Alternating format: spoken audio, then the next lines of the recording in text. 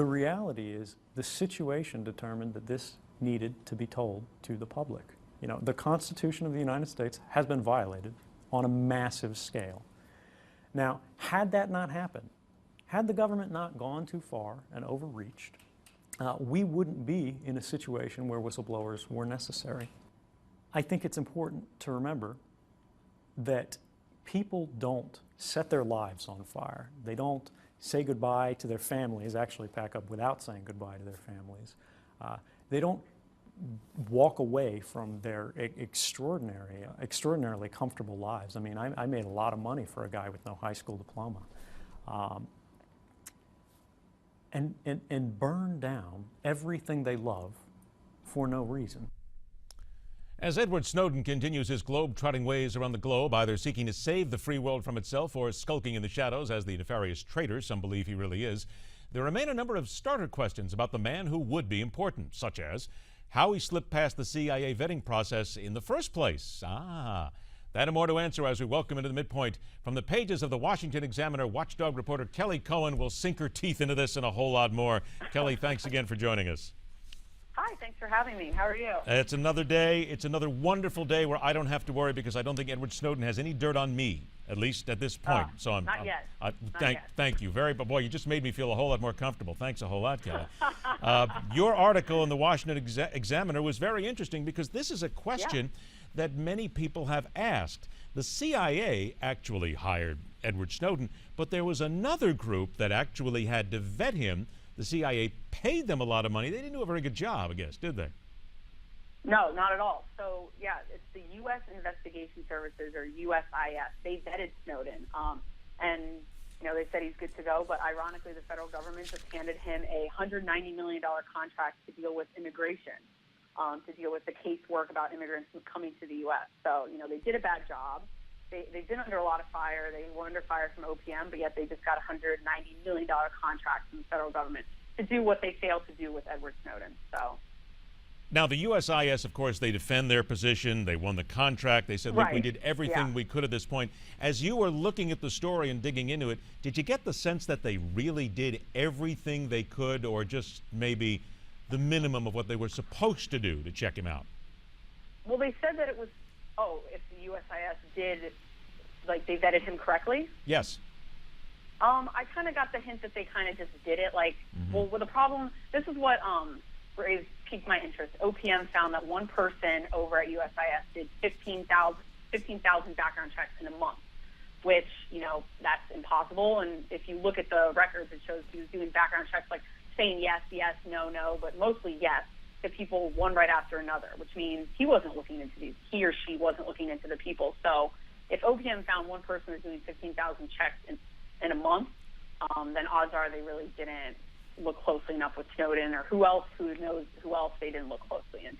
Now, you mentioned OPM. That's the Office of Personnel Management. Personnel and Management, yeah. Right, I assume everyone already knows. No, that's quite all right, really. There's enough of these acronyms and enough of these abbreviations out there. We have to make sure everybody gets them because sometimes they just slip right past. I know. But you're right, Sometimes, Office of to be honest with you, I still have to Google them.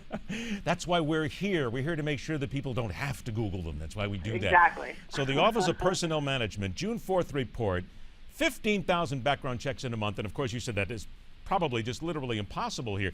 Again, as you wrote this story, did you get the sense, again, as you saw that number, that almost sets off another flashlight going, wait a minute, that's impossible. You wonder then how many other people are being hired out there by the government who are supposedly checked out, but who aren't really getting checked out very deeply.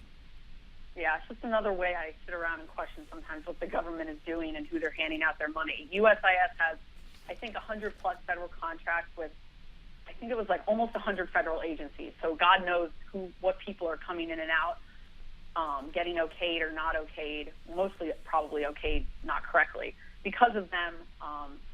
But it's interesting to see. And I mean, a $190 million contract now to deal with immigration, which that's a whole nother ballpark compared to Edward Snowden. So that was, I think, the money factor really drew me in. I'm like, okay, so $190 million, which probably to the federal government isn't a lot. It's a lot to me. Let's see where this money went to. Oh, it went to a company that did a bad job, and look where it ended up. And people know the Snowden name now, so it's tying those two together, it just makes you concerned a little bit. You said it right, Kelly. To them, it is mere pennies. Something else that you wrote about that we wanted to also swing to a little bit here, a couple minutes that we have left here. Yeah. The U.S. government, and this is something else, people are always wondering where their taxpayer dollars are going here. I think people would be astounded to see the amount of money that the government is spending in social media advertising.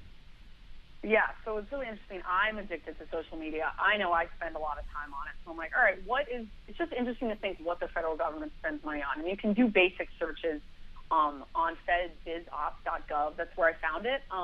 You can search like anything. You could literally search vodka or LinkedIn or soccer balls, golf carts. You can search anything to see what the government needs people is giving their money out to. And same for usaspending.gov. You can do searches like that, and some things are okay. Like if you do search alcohol, they do, like, some places rightly so need to buy beer or such. But I was like, all right, social media, what are they spending money on? And I found that in 2010 the government spent $945 million on ads and public communication, and that was 4 years ago when social media wasn't even necessarily that big. And so then I did research, and I just found random things like $111,000 to hire a social media person in Uganda. And 12% of the Ugandan population uses the internet and smartphone occasionally. So, why do I need to spend money on that? I also want to point out, to do that research. About 40 seconds we have left. I also want to point out $630,000 the State Department spent buying Facebook likes. Likes? Yeah. They bought likes. What did you get a sense of what they were buying? I don't need to pay for that. Did you get a sense of what they were buying likes for and what they were liking for $630,000? I think it was just to get. This was last summer. I think it was just to get their name out, to talk about what they're doing over at the State Department, to brag about their accomplishments. But I don't know why almost $1 million needs to go to that. And if people want to like State Department, they should do it on their own, not with my money. I can't imagine many people wanting to go and like the State Department, but I guess if they could. And almost $500,000 a grant last year to fund Twitter Health. 10 seconds. What was that all about? It was, if I'm sick, I have the flu, I'm going to tweet not feeling so well, and the government's going to say, all right, don't go over in that area because she tweeted from downtown D.C. that she has the flu, basically. Your government at work, making sure that every drippy runny nose in America is noted and also probably up on Google Maps somewhere. Exactly. Welcome to our world. Kelly, it's always a pleasure to have you on the show, please. Thanks so much for joining us. We'll do it again soon. Thank you for letting me ramble. Thank you. All right, please, ramble away. Thank you very much. Don't forget, you get to like us as well at Newsmax on Facebook as well. Coming up next, what happened in Jersey City, New Jersey needs reflection. It's next on MidPoint.